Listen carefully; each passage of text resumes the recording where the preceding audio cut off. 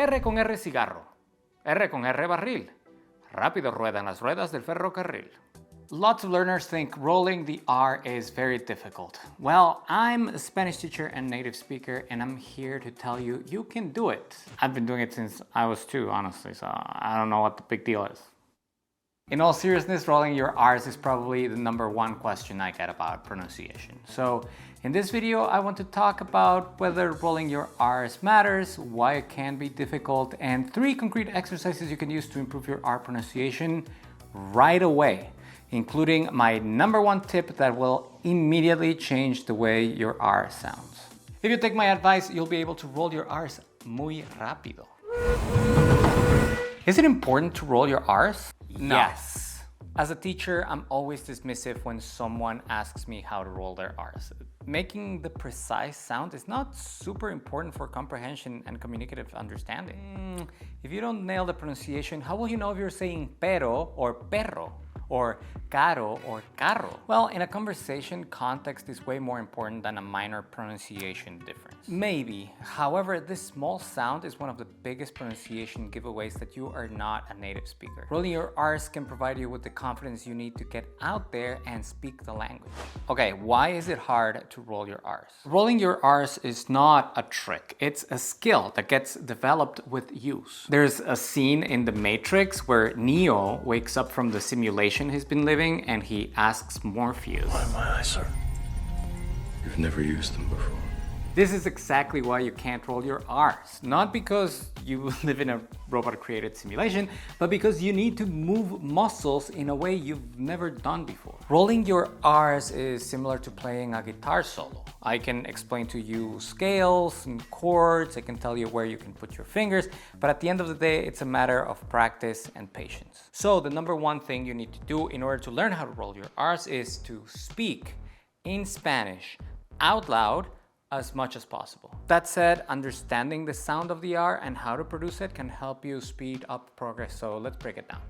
When we talk about the R in Spanish, we're really talking about 2 sounds, the single R and the double or rolled R. These sounds are very different from the R sound in English. So the first thing you need to do is to change your mindset on how these should sound. I want you to say these words in English. Moral. Color. So what is your tongue doing? Where's it placed when you say the R? It's lifting backwards a bit and stopping the flow of air here. Moral. Now, when you see these words in Spanish, your instinct is to pronounce the R in the same way you've always known. Moral, color.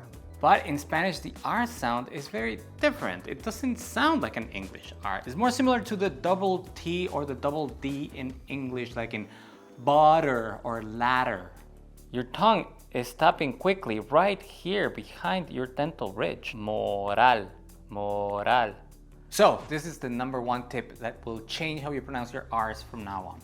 Think of every R you see as the English double T, and you will sound immediately better. Moral, color. Congratulations, now you can make the sound of the single R, but how about the rolled R? Okay, the rolled R in Spanish happens when a word starts with R, like in radio. There are 2 R's after a vowel, like in carro, or when there's an R following an N, S, or L in a different syllable, like in alrededor. As I mentioned before, making this sound will take time and practice. But here are some pointers that will help you approach the sound. #1, extend the double T sound. While you develop this sound, approach every double R sound as you did the single one. Think of it like the butter T. Then try to expand the sound a bit. Think of this as a replacement until you nail down the pronunciation. It's not perfect, but in conversation, your pronunciation will significantly improve.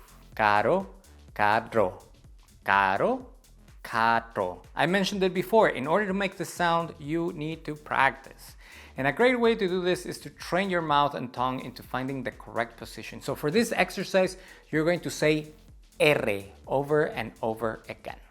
You're gonna keep your mouth in a smiling position. You're gonna send your tongue to the butter place, but leave a tiny bit of space between the tongue and the roof of your mouth. Now blow a powerful and steady stream of air through that space while keeping tongue pressure F. F. Play around a little bit with your tongue and the amount of air you release, and do this whenever you have some free time. You can also change the vowel to an A, arra, or an O, oro. With time, your tongue will start adapting to the correct sound.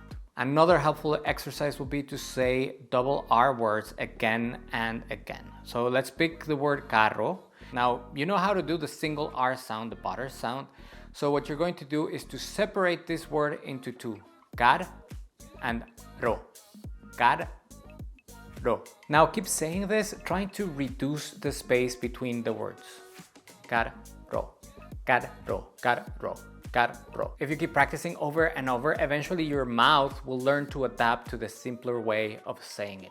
Carro, carro, carro, carro, carro, carro. Now, both of these techniques are exercises, so don't expect a sudden change in your pronunciation. Just like a guitar player, you're teaching your muscles to move slowly at first in order to develop the muscle memory needed for your big solo.